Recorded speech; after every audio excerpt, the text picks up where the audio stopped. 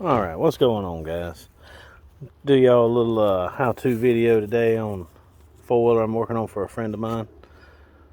And it's been sitting for a few years, and that's a dog. She just comes around and tries to help and tries just to eat the water out of the pressure washer and rolls around, and anyway, she just does her thing. Anyway, back to this. This is a 2005 or 2006 Yamaha Wolverine, and it's been sitting for a little while. So my buddy, he decided he wanted to get her back up and running. He got about $300 for this thing, and it was running whenever he bought it. So one of the things I got to do is fix the winch. That's a Warren winch. That's worth $300 in and of itself. I got to put a battery in it. Got to clean the carb on it. Go over it good, make sure it's ready to go. Petcock, it's been leaking for a while, so we're gonna get her cleaned up here. All I use is Simple Green. Quit easy. This stuff works very well. It's pretty great stuff. Plus, if you got a goober dog like mine, she bites it, it's not gonna hurt her. But I've done this on every four-wheeler I've ever owned. I use this stuff a lot. So anyway, I'm gonna soak it down good, and we'll get it rinsed off and see what we come up with. Do a little before and after here. So give me a minute. Let me get it sprayed off, and I'll get back with you. One thing I forgot to mention a minute ago: if you're cleaning four-wheelers and side-by-sides and stuff with pressure washers, don't get up on it real close like this. This is how you blow your stickers and stuff off. It doesn't take much, especially whenever you use something like Simple Green and all.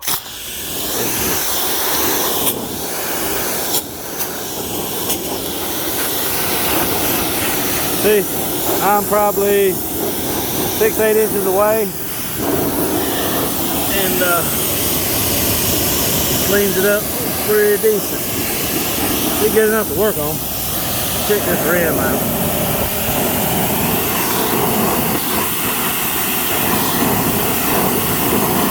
Not bad. See? Stay away. How you mess things up. See the dog? Alright, let me get this thing finished up, and I'll get back with you. Alright, stage 1 complete. The girl cleaned up pretty well. Simple Green, y'all. It's cheap. Works good. Spray it on basically anything and it won't hurt it. Dog licks it, it's not gonna hurt it. I use it all the time. If you've never heard of it, get you some. Simple Green.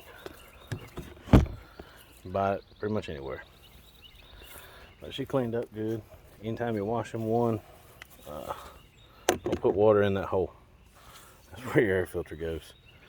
But you see, it pretty much got a lot of that off. Didn't get all of it, but it got a lot of it. I didn't scrub nothing. Just sprayed it on and let it sit, and rinsed it off with a pressure washer, and just used the pressure like around tires and that little spot there. So we're gonna let her drip dry a minute and push her to the shop. See what else we got to do. Get us a parts list together. We'll see what else we get into here in just a minute. In case y'all were wondering, calm, cool right now. Watch.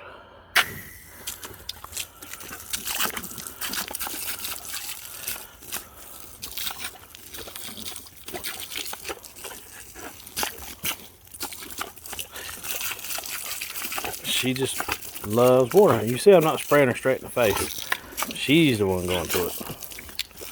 Every time I get the hose out, this is what she does. Every time. I don't have any problems giving her a bath.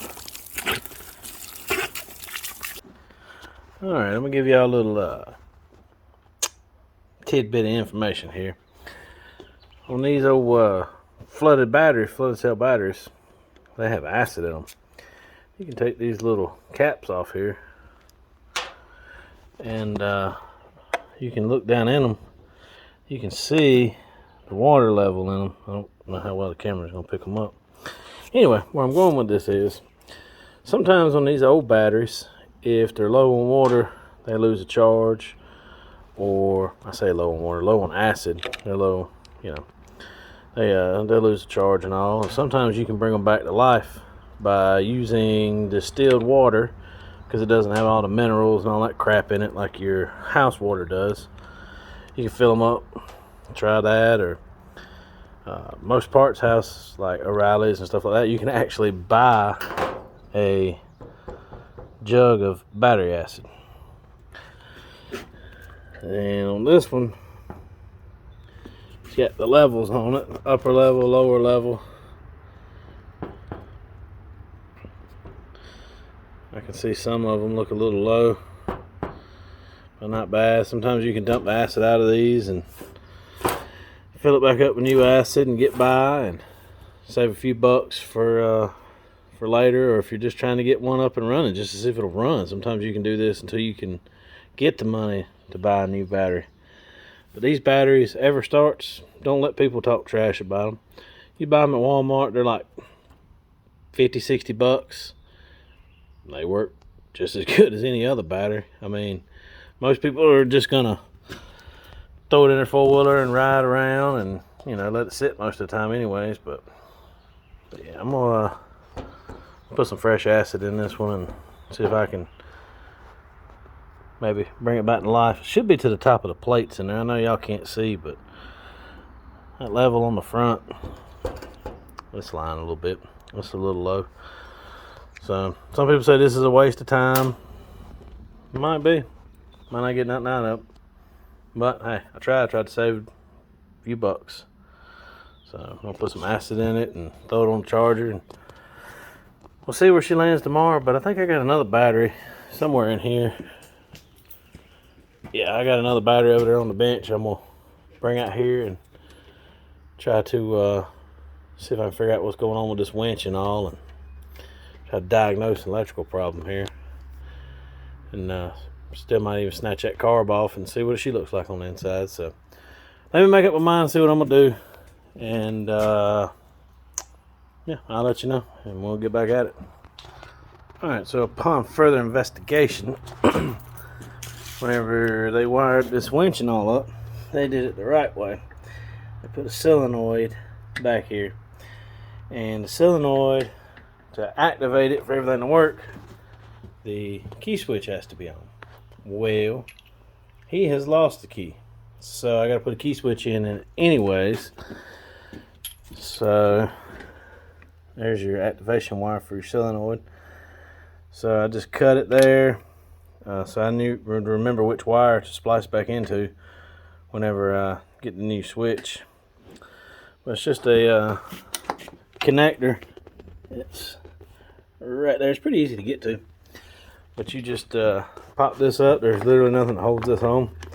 You pop it up and disconnect it and have the wrong size socket. Anyway, take that ring loose, little ring right here, back it off, drop it out, and new one comes, reverse order how we took it off. So I'm gonna get the right size socket and see if I can get this switch out, so I can try to see if I can jump this solenoid and make this thing run, or not run, make the winch work. So yeah, we'll see how that goes. Got this battery that is too big, but we're gonna put some jumping wires on it. It'll work for testing purposes, and we'll see how it goes here in just a few. Alright, I'm gonna go ahead and finish this video out. We're going on almost 10 minutes here. Anyways, I did it off camera because the wife and the kids showed up, but I went through on the switch and all, and everything checked out fine, and it's working. I'm pretty sure my issue is going to be that solenoid right there. So I'll take it off tomorrow and mess with it and see how things go. And I'm gonna get a ignition switch on order, Get that on order and see if I got an O-ring for the petcock. As you can see, wrong way. Now it's gonna make a liar. Anyway, it has been dripping. It was dripping. I don't know. Anyway, try to get it. There it goes. That's it. So I'm gonna try to get one of those on order. As you can see, it's just two little Phillips screws that hold it on. I'll take it off, see if I got a ring. If not, I'll order it and all, and go to Walmart tomorrow, get a battery. I was gonna try to rejuvenate this one, but for 50-60 bucks, it's worth just putting a new one in, and I don't feel like messing with it. So that's how this is gonna go. So anyway, guys, we'll pick back up on this thing where we left off and try to get some real work done. I was talking to the wife, and I didn't think to pick the camera up to show y'all how to check this with the power probe right here. So these things are pretty cool. Hook them up to both sides of your battery, your positive and your negative. And it's like a old school test light on steroids. You can test ground and you can test hot sides. You can push this button. You can put something to ground, or you can put hot to something to actually test